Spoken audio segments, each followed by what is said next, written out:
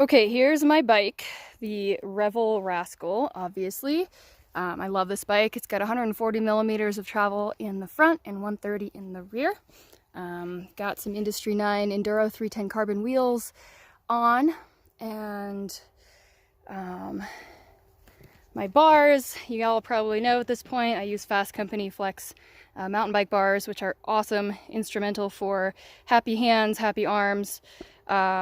And I've got TRP Evo brakes on here, and my bag setup that I decided to go with this time. Obviously I still have my frame bags that were custom made from Nick at Rogue Panda Designs.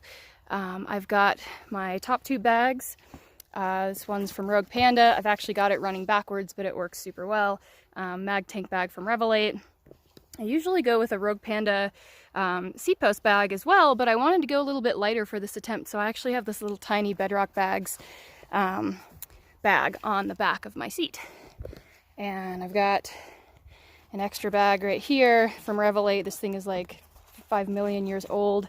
And then I've got a little harness from Revelate, little front pouch bag from Revelate, and my Handlebar Roll Bag is simply my sleep kit rolled up like a burrito. It's just my ultralight bivy, my sleeping bag, and this tiny 2mm foam pad that only covers my torso, and that is just wrapped up right in here.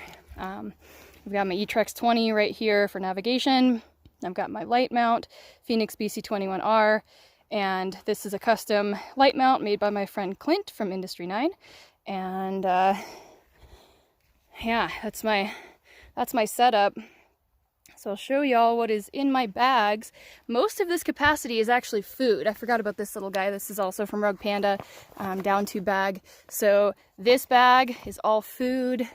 This bag, this bag, this bag is all food.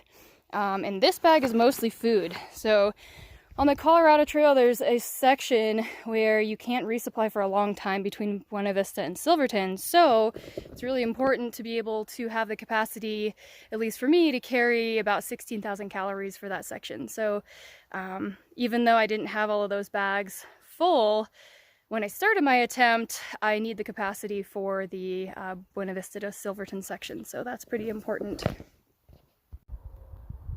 A little bit more about my bike setup. So I chose to run Maxxis Recon tires front and rear for this race. I did that in the AZT as well, and I really liked it. And my drivetrain is Eagle XX1 12-speed. I use a 28-tooth steel chainring because it does not wear out during long ultra races. I do use a Raceface cinch power meter in my spindle, but I actually don't track metrics during my ultra races at all. What I do use to track time is this super cool little $7 Walmart watch that I just put right on my handlebar, and that way I know how many hours and days have passed since I started. I also carry an Osprey Raven 14 backpack, and I use a LEM helmet, LEM Flow mountain bike helmet, and I've got my little Phoenix PD35 flashlight just strapped right onto the top there, and this is just a little bit of grip tape. All right, let's open these bags and see what's inside. One thing I forgot to mention is this super awesome high-tech water bottle carrier that I've mounted on my fork. Everybody always asks about this. So basically what I do is I just wrap one of the legs of my fork in electrical tape, and then I wrap it in this grip tape, which is for hockey sticks. And then I have this salsa cage, and I forget the name of the cage, actually. I'm really bad with these things. But it's just this salsa cage, and then I zip tie a little thing around it, and then I attach it with radiator hose clamps to my bike, and I attach it as far back as I can get it without fear of the water bottle getting into my spokes, because that would really suck. Usually I run a full liter bottle in here. This is not, because I just can't find it right now. But that's how I go. And what I've noticed from my own testing is that I can't do 2 water bottles. I can't do one on each fork. I know some people do that, but for me, I feel like it messes with the handling if I have a water bottle on each leg of the fork. So just one on the fork for me, and that's how I roll with that little guy. Okay, let's start out with what goes on my body. This is what I was wearing when I started my attempt. I've got this Icebreaker merino wool zip top that I got from a thrift store for like $4. It's amazing. Little merino wool sports bra. This glove that has a mate somewhere. I don't know where it is right now, but this little tiny chamois that I inherited from somebody, and a pair of merino wool socks. I typically don't wear a chamois in real life. The only time that I wear one is during ultra races, if there are going to be sections where there are long road sections. So the first day of the Colorado Trail has like a 60-mile gravel road section, and when I'm just grinding on the road, I do like to wear a chamois. But typically I just wear a little baggy short pair, which you'll see in a minute. Okay, these are all the things that were in my little Osprey pack here. This is my rain jacket, OR helium jacket. It packs down really super tiny. My only warm layer that I brought was this tiny little Patagonia micro puffy. These are my rain Knickers. These are pretty amazing. They're actually just cut from a Tyvek suit from a hardware store, and got this little P-cord kind of rigged up in there as a belt, some duct tape, and I typically don't bring rain pants, but the forecast for the week I was going to be on the CT was super wet, so I made a pair of rain Knickers. Osprey rain cover for the backpack. I do always bring an extra vessel to hold water. This tiny little platypus, which is a liter. Both times in the major ultra races that I've done, I have broken a water vessel, so having an extra for capacity is important. This is a tiny Pearl Izumi wind vest, which I really love this layer. And this is my kind of warm layer for riding. It's not warm, obviously, it's a tank top, merino wool tank top, but if I'm riding at night and it gets really chilly, on top of my t-shirt, I can just put this for just a little bit of an extra layer, so it makes a difference. Got this tiny little headlamp for camp so I don't use up my bike lights, and this kitchen timer, which I use when I sleep or take little naps. If you're like most people, you're wondering, why does she bring a kitchen timer on a bike race? Well, on these ultras, I don't sleep very much, and so it's important that I wake up. So I have this super loud kitchen timer that does not rely on like a phone battery. I don't trust my phone to not die. And when I sleep, I put a hat over my head, and I literally set this for the time I want to sleep, and I put it inside my hat next to my head. So when it goes off, there's no question that I'm going to wake up with a massive shot of adrenaline, which is pretty great. Last thing that goes in my pack is this 2.5 liter water bladder, and typically I just fill it to about 2 liters, maybe 1.5 liters on the CT because there's a ton of water, but if I need the capacity, it's there. So that's everything that's in my backpack. Everything that's in there packs down really small, so I don't actually have a whole lot of space taken up in my pack, and I also make sure to keep really light things on my back. Obviously the water's not light, but all the clothes are really light, and if I have to put a lot of extra food in my bag, I can definitely do that. Or if I'm going to be doing any long hike-a-bikes, sometimes I'll take the extra water bottle off of the fork of my bike and just shove it in my backpack. So when I'm hiking, I prefer more weight on my back. If I'm pushing or riding, more weight on the bike. Okay, for this part, we're going to take some stuff out of the bags. So we'll start with this little bag on the back here. Again, this is the Bedrock bags. Little guy. So this thing is tiny, but it's super heavy because it is full of batteries. So to power my 2 lights, I have to have a lot of batteries for a race that is 550 miles like the CT. I've also got my first aid kit, my bicycle first aid kit, aka my repair kit.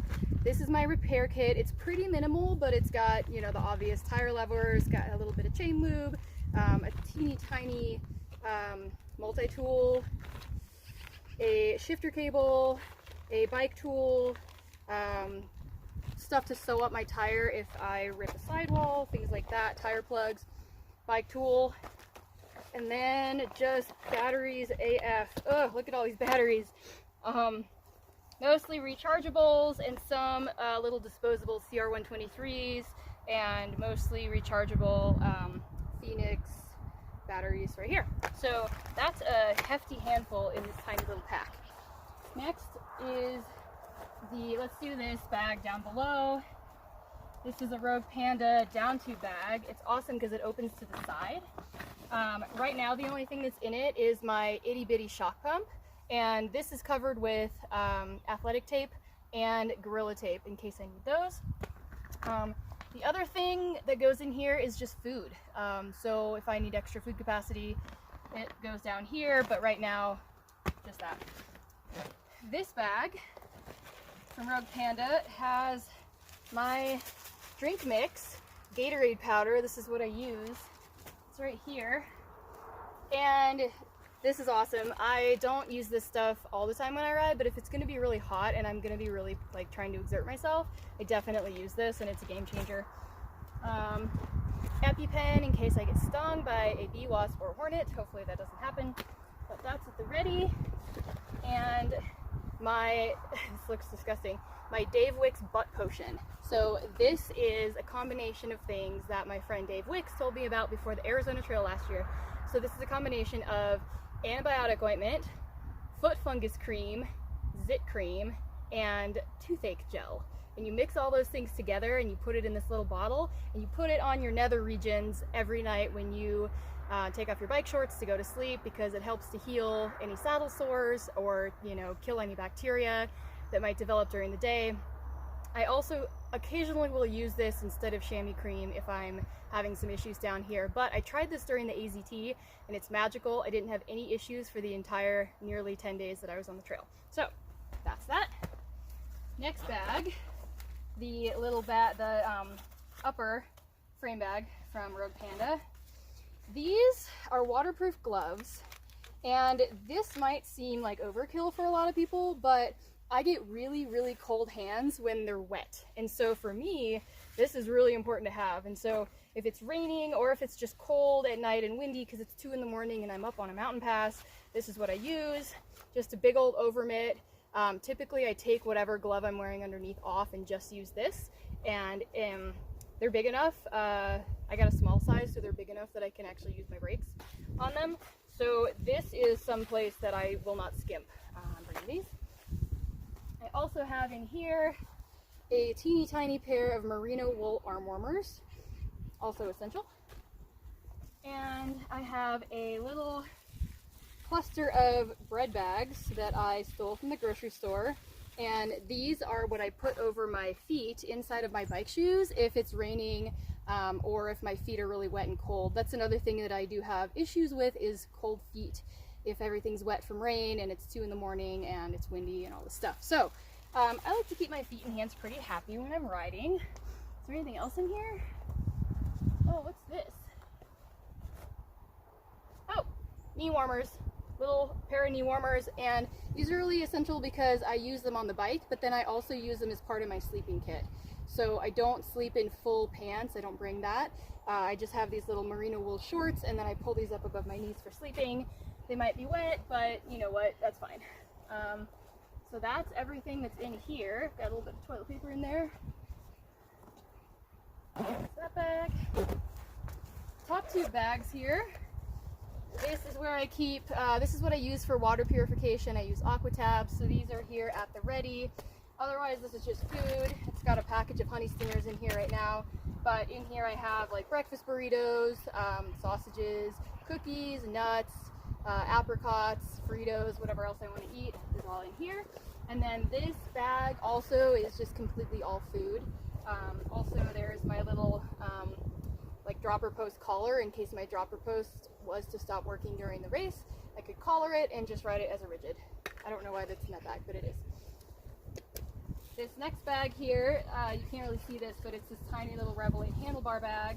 This is where in the side pocket I've got my tiny bottle of hand sanitizer for resupply so that I don't get coronavirus.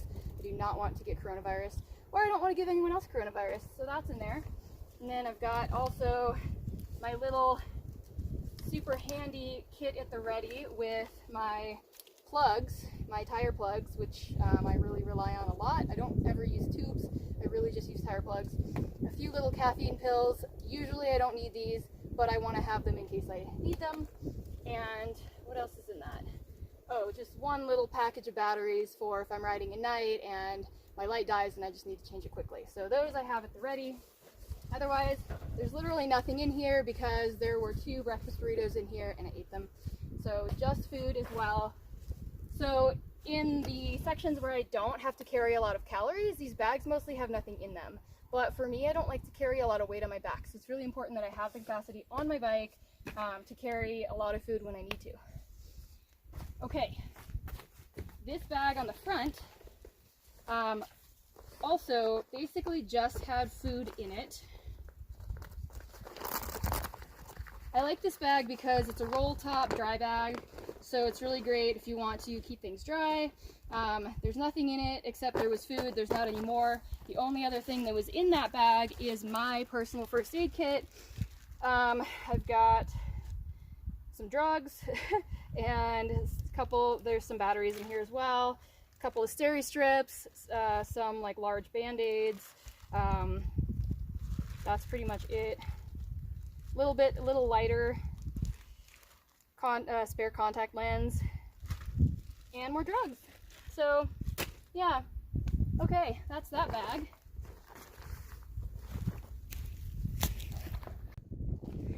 Last thing I forgot to mention, I do use a recovery drink powder pretty much every night if I'm going to be sleeping for more than just a couple minutes. This is Scratch Labs recovery mix. I also really love Floyd's CBD recovery mix, but I could not find any of that. I do carry the Garmin InReach for race tracking, and that usually will either attach to my handlebars or to my backpack. And then I use this little THC CBD hybrid for sleeping. I definitely have trouble getting off my bike and crawling right into my bivvy and going to sleep, so taking this CBD THC hybrid is awesome for recovery and it helps me sleep. I always have this with me in the backcountry because I'm a huge proponent of hoo-ha hygiene and also LNT with my pee, so I just want to make sure that I stay clean and that I keep the environment clean as well. So this Kula cloth comes with me for every race. Okay, so for my handlebar roll bag, the only thing that's on here is my sleep kit. So this is held on by a small Revelate Designs harness. I believe it's called a pronghorn, and it is just secured with a little Tyvek cover so that my bivvy doesn't get beat up, because as you can see, the Tyvek already got pretty beat up, but it's just real big. Stuffed in the Tyvek, I have my mask for resupplies so I don't give anyone coronavirus. That's important. And then I've got this tied up in a nice little package with some pea cord. And then this is my whole sleep kit. So in here I've also got this small pair of Club Ride baggy shorts. So on the days that there are long road sections, I wear that little chamois. On days that there are not, I just wear these little shorts. This is what I bring to sleep in. It's a pair of cut-off merino wool shorts, and it's a dry sleeping layer. If I really need to, I can also put it on while I'm riding if it's cold, but I've got it rolled up in my bivvy to try to keep it dry for sleeping. This is a super lightweight merino wool long sleeve layer that buttons up. Again, my dry layer for sleeping. If I need to, I can ride in it, but ideally I keep these two things totally dry so that if it's really cold and wet and raining when I go to bed, I can actually stay dry. One extra pair of riding socks and this really tiny pair of merino wool socks to sleep in. So this is my sleep package. So I use a Montbell, it's called sleeping bag cover for my bivvy. It doesn't have any zippers or anything. It's really minimal and lightweight. It's got this big hood. Inside the bivvy lives my sleeping bag, which is a Western Mountaineering 35 degree down bag. And then under the sleeping bag goes my pad, which is a 2mm foam pad that I've just cut to the length of my torso. So it all just goes in there together and cinches up really nice, so I can just roll it out and be in bed within 5 minutes of being off my bike, and I can just roll it back up and stick it on my bike and go. Just all covered with this Tyvek ground cloth. So all of this weighs about 2 pounds, and this is the only thing that goes in my handlebar roll. Okay, the last piece of gear that I use that I wanted to talk about are my bike shoes. For the last couple of years, I've been using Pearl Izumi shoes, and these are the XL Summit. So I've used the shoe comes in a 39. I think that's the smallest size they come in, but that is my size, so that's awesome.